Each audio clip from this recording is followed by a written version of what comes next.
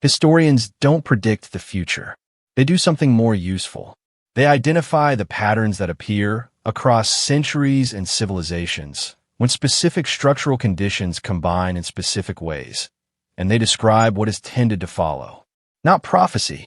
Pattern recognition applied to a dataset longer than any single generation has access to from inside it. And the comparison between Zoomer culture and late-period Rome that keeps surfacing in academic commentary, in the kind of conversation that starts as a joke and then gets uncomfortably specific, persists not because it is the most sensational historical parallel available, but because examined with precision rather than irony. Several of the structural alignments are more exact than the casual version of the comparison acknowledges.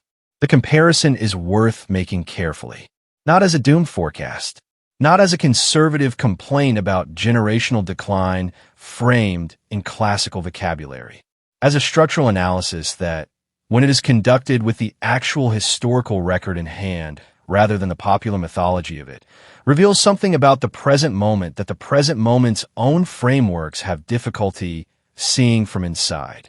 Here's what the record actually shows about the period being compared to. The phrase that has followed this comparison into popular usage, bread and circuses, comes from a specific source. Roman poet Juvenal, writing in his satires around 100 CE, described what the Roman urban crowd had been reduced to demanding: panem et circenses, bread distributions and public spectacle. Juvenal intended the observation as contempt, a critique of a population that had traded political engagement for subsidized grain and elaborate entertainment. The phrase has been cited across 2 millennia as evidence of late Roman decadence, a population that stopped caring about civic life and chose distraction instead. What historians who study this period have increasingly argued is that Juvenal's contempt misidentified what he was observing. The population that attended the games and collected the grain was the same population whose civic participation had, across enough administrations and enough institutional failures, consistently produced outcomes disconnected from their investment. What Juvenal described as moral degradation was, in the structural analysis, a rational recalibration of where to direct limited attention when the available evidence had established that civic investment channels were not producing proportionate returns. If that mechanism sounds familiar, it is because the Harvard Kennedy School Institute of Politics annual youth survey, tracking political engagement and institutional attitudes among young Americans for more than 2 decades, has documented exactly this recalibration in current data. Gen Z trust in federal government has reached historic lows across the most recent measurement cycles. The Edelman Trust Barometer, surveying institutional trust across dozens of countries annually, has consistently found government ranking as the least trusted institution among the youngest adult cohort surveyed, below business, NGOs, and media. What commentators who describe this as generational nihilism miss is the same thing Juvenal missed: a population making a rational calculation about the returns on civic investment based on a decade of highly visible, high-resolution institutional performance data is not a population that stopped caring. It is a population whose cost-benefit model was updated by consistent evidence. The Roman crowd's preference for the games over the forum and the Zoomer generation's withdrawal from conventional civic participation are not identical phenomena. But the mechanism that produced both, a specific institutional feedback environment across a formative period, producing a specific recalibration of where engagement is directed, is the same mechanism operating on different populations separated by 17 centuries. Picture this. It is 400 CE. You are a citizen of the Western Roman Empire in a city that still has functioning infrastructure, still running games, still providing grain distributions. The institutional forms of Roman civilization are present and visible. Their capacity to deliver on their founding premises has been hollowing out for decades in ways that are apparent to anyone paying close attention. Military commitments that outrun the economic base funding them, administrative structures increasingly captured by interests not identical to the public interests they nominally serve. A widening gap between what institutions say they're doing and what the observable output of their activity produces. Outside the cities and along the frontiers, things that the institutional frameworks cannot cleanly categorize are already in motion. The transformation is underway. But from inside a city where the games are still running and the grain is still arriving in 400 CE, what is visible looks like continuity. What is actually happening is the late stage of a structural process that will not announce itself with clarity until it is already essentially complete. The economic parallel is where the structural comparison becomes most precisely documentable. The late Roman economy, in the Western Empire's final centuries, produced what historians call the colonate, a system by which nominally free agricultural workers became progressively bound to land and landlord through accumulating debt and obligation structures that could not practically be discharged. Not technically slavery, not serfdom in the legal sense. A condition that produced, functionally, most of the same outcomes for the people inside it. Labor tied in place through financial obligation rather than legal status, in an economic structure where the mechanisms that previously allowed upward mobility, free land, civic advancement, military service as a path to property, have been progressively closed by the concentration of landholding in fewer hands across previous generations. Kyle Harper at the University of Oklahoma, whose research on the late Roman economy is documented in The Fate of Rome, describes the colonate as one of the structural adaptations that emerged when the economic premise undergirding Roman citizenship, that free participation in civic and economic life produced proportionate returns, stopped being supported by the actual evidence available to the people living inside it. Federal Reserve data tracks outstanding student loan balances in the United States as a distinct economic category, specifically because the aggregate became too large to treat as a collection of individual financial decisions, surpassing $1.5 trillion and concentrated in a cohort simultaneously facing housing price-to-income ratios that analysis from the Harvard Joint Center for Housing Studies has documented as categorically different from what immediately preceding generations faced at comparable life stages. The mechanism that produced these conditions, the financialization of assets that prior generations accessed as baseline pathways to stability, producing structural barriers for those who arrive after the accumulation is established, is not the Roman colonate.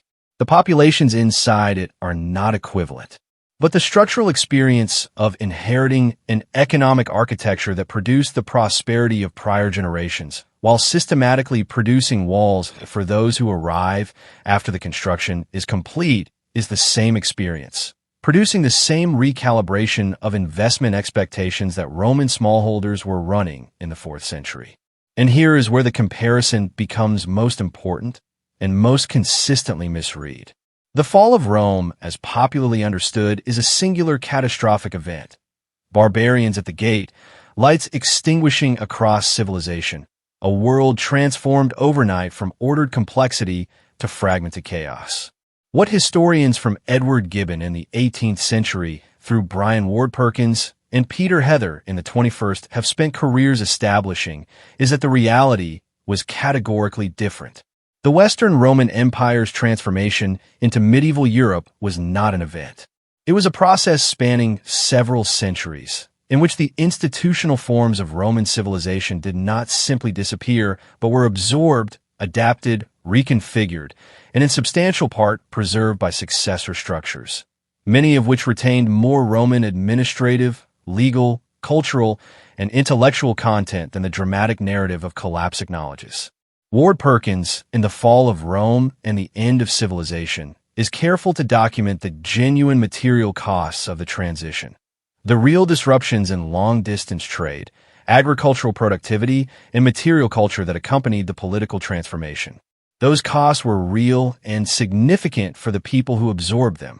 But the transformation also produced, over subsequent centuries, the medieval institutional synthesis, the preservation and eventual flowering of Roman learning through church and monastery, and eventually the Renaissance recovery of classical knowledge through exactly the preservation chains that the fall was supposed to have severed.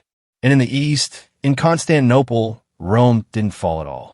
The Eastern Empire continued, adapted, and functioned for another 1,000 years after the conventional fall date of 476 CE. What looked from inside the 5th century West like the end of civilization was from a longer vantage point, one chapter ending and several others beginning. The generation described as culturally and civically collapsing has, in the same period that collapse is being narrated, produced measurable and documented shifts in what civic engagement and social investment look like when conducted outside the institutional channels whose performance data has been arriving. Community-based organizing and direct action structures that don't route through the institutional forms whose cost-benefit calculation has been updated. Mutual aid networks that emerged during the pandemic and persisted afterward because they produced returns that institutional equivalents weren't delivering. Digital mobilization at scales that previous organizing models couldn't reach. These are not replacements for what preceded them, and they do not resolve the structural problems that the institutional withdrawal reflects. But they are adaptations, new forms carrying forward underlying social and civic intent through architectures built for the conditions that actually exist rather than the ones the old forms were designed for. The transformation is underway. Its outcome is not yet determined. And being inside, it precludes the clarity about what it is that the people outside it or after it will have. Here is what I want to say directly to you.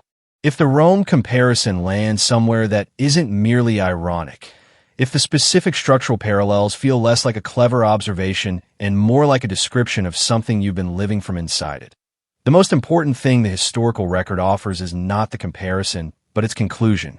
The people living inside the late Western Roman period who described what they were experiencing as civilization ending were not wrong that something significant was transforming. They were wrong about what was coming after, and they were wrong in a specific direction. They consistently underestimated the continuity, the preservation, and the eventual development that the transformation would produce, because from inside a transformation, what is most visible is what is being lost, not what is being built from what remains. Zoomer culture is not ancient Rome before the fall in the sense the phrase is usually deployed as a warning about imminent catastrophic collapse. It is Rome before the transformation in the precise sense. The structural conditions that sustain the old institutional forms are no longer producing what those forms were built to deliver. The populations inside those forms have updated their investment models accordingly, and the successor structures have not yet fully clarified. That is a difficult moment to be inside. It is not a moment that predicts nothing comes after. Every previous moment that looked this way from inside it eventually became something else. The something else was not always better. It was not nothing. And the people who lived through the transition were not, in the historical record, the ones who could see most clearly what they were living through. That visibility tends to arrive later, with the outcome already known and the shape of what followed already apparent. You are inside the moment. The Rome comparison is not a forecast. It is a reference point. History is not telling you what happens next. It is telling you that what looks like an ending has before been the last chapter of one structure and the unannounced beginning of several others. If this reached somewhere useful, if the historical frame changed something about how you are holding the moment you are in, say in the comments. History reads better with more than one person in the room. And if you know someone who has concluded that the present is irreparably broken, send this, not as reassurance, as context.